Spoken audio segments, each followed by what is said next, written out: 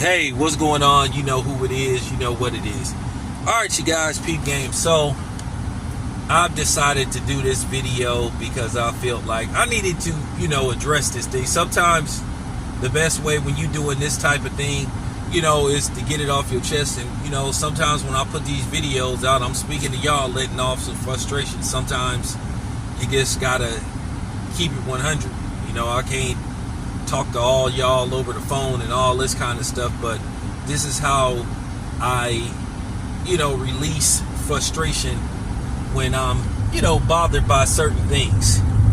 Now, I gotta keep it 100 on this whole situation with Deion Sanders and the attacks he's came under, and particularly by one Jason Whitlock. At the end of the day, we all know who Jason Whitlock is as a man, as a person. Jason Whitlock has deep-seated hatred towards himself and his own community. Jason Whitlock is a white supremacist trapped inside a fat black man's body. And that's all it come down to. He does this on a regular basis. I mean, you can always count on Jason Whitlock to, undermine the community and basically go against the grain. He lives off that. He gets off on that. And I'm just going to be honest with you. Anybody that trust or, value Jason Whitlock's opinion, that make me suspicious of them. Now, with that being said, I don't like what's going on with Deion Sanders. I don't like these attacks that he's came under, because I think they're raising the bar way too high for Deion Sanders. Now, I know Deion Sanders is going to capitalize off this because Deion Sanders is a narcissist. I remember when Deion Sanders played, he was a narcissist. He loves the smell of his own you-know-what. And that's fine. It worked for him. It made him a superstar in the NFL. He sort of like made the cornerback, the glamorous position as far as defense goes. He made it the real cool position. I mean, you had guys like Darryl Green that came before him, but Darryl Green was a lunch pail guy. He brought his his hard hat and his lunch pail to work, and after the job was done, he went home. But Deion Sanders was Primetime. And like I said before, he was must-see TV, because you never knew when Deion Sanders would make a play, catch an interception, and run it back. And then, not to mention, he was a great baseball player as well. Not Hall of Fame baseball player, but he was a good baseball player. He did literally play two sports. So he deserved all the accolades and money he went on to make as a football and a baseball player. Then he retired, went into the Hall of Fame on the first ballot, which he deserved. He started doing, analyst work. And I thought he did a relatively good job at that. But then it was just this one time where Deion Sanders said something that really just threw me off. I was shocked by it, and I was really disappointed. And I thought what he did was cowardly. And this is an ongoing thing, and this is a pattern you see with, analysts that happen to be black that work for these white-owned media networks. When something is did to black people, they send these dudes on here to tell us to calm down and be the Negro whisperer.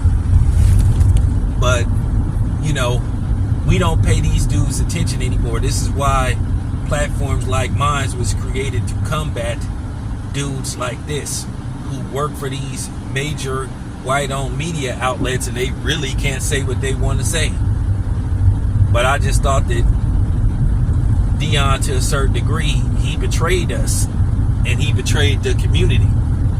Now, I know a lot of times you have to be politically correct, but then Deion Sanders went beyond being politically correct. He basically threw black people under the bus. Now, in case you guys don't know what I'm talking about, if you think I'm joking, you can go to your YouTube search engine. Now, a lot of you guys probably forgot about the Riley Cooper situation because Philadelphia did a good job of like basically trying to tone that situation and dumb that situation down. It quickly went away. You know, it was gone after a few days. In case you guys don't know, Riley Cooper, who was a receiver with the Philadelphia Eagles at the time, Philadelphia, a predominantly black city. He was at some country music concert, and I guess he got into it with some black people. He said he'll fight every N in there. And he said the N-word with the ER. Everybody heard it. And basically, I don't even know who recorded him. And it was, you know, sent to all these media outlets. Basically portraying Riley Cooper as a racist, which he is. And of course, he got a slap on the wrist. He was fined. Wasn't really suspended. But you know, the NFL, they love laying the hammer down on the brothers though, but he wasn't suspended. To me, he should have got suspended the remainder of the season. He just did a fake, I'm sorry, and that's it, and I wasn't raised like that. Yes, you were. But then, of course, when they talk to the black people and how they feel about it, of course, you have black people that'll try to dumb us down and make us feel guilty about having an issue with this, like they continue to do like they've always done, try to, you know, make them out to be the victims when they victimize a whole community. But Deion Sanders went beyond, you know, went beyond his job to basically point the finger at black people. Hey, the kid made a mistake.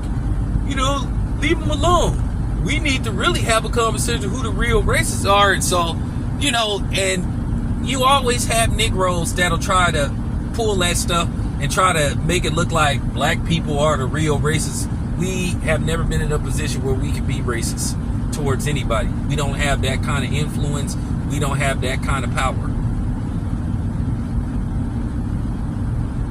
So when I heard Deion say that, I just never looked at him the same. I lost all respect for him. I thought what Deion Sanders did was the ultimate coward, punk bitch move I ever seen. I thought that was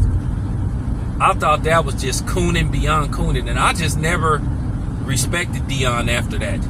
I was pretty much like, fuck Deion Sanders. Because you open up a vessel in a pipeline for white supremacists to start trying to pull that stuff with black people. Oh, black people are the real racists. Get out of here. Now, if he would have said, hey, you know, he made a mistake, you know, I'll let it slide, but I'm not going to forget this. But for Deion Sanders to attack his community for being upset about this, because this happens on a regular basis. Anytime something happened to a black person, they love to tell us to calm down, just take it, ignore it. Oh, we're being mentally weak, we're too sensitive, we're too emotional, and all this kind of stuff.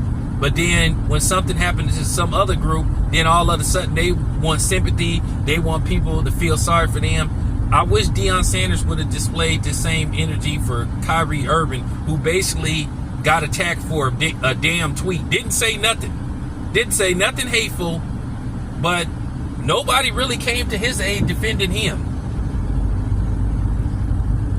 But you had everybody and their mama try to defend Riley Cooper and try to dumb down racism towards black people. And that's why I don't respect those type of dudes. So if you're wondering why I ain't really went out of my way to defend Deion Sanders, that's the reason. Now, for somebody that's, you know, non-black or from the mayonnaise nation, I don't care about your opinion. The hell with your opinion. I don't value your opinion. Don't want your opinion on this particular subject, because you guys are the biggest hypocrites out there. Like I said before, Kyrie Irving put out a tweet that he was going to watch a damn movie and check it out. and all hell broke loose. And the way they went after Kyrie Irving was disgusting. It was just absurd. But you had all these people like Charles Barkley and Shaquille O'Neal and a few other people come after Kyrie Irving. But them sucker niggas was nowhere to be found,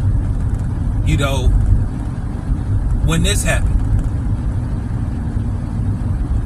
So that's why I don't respect a lot of these dudes in media that work for these mainstream, white-owned media outlets or non-black-owned media outlets.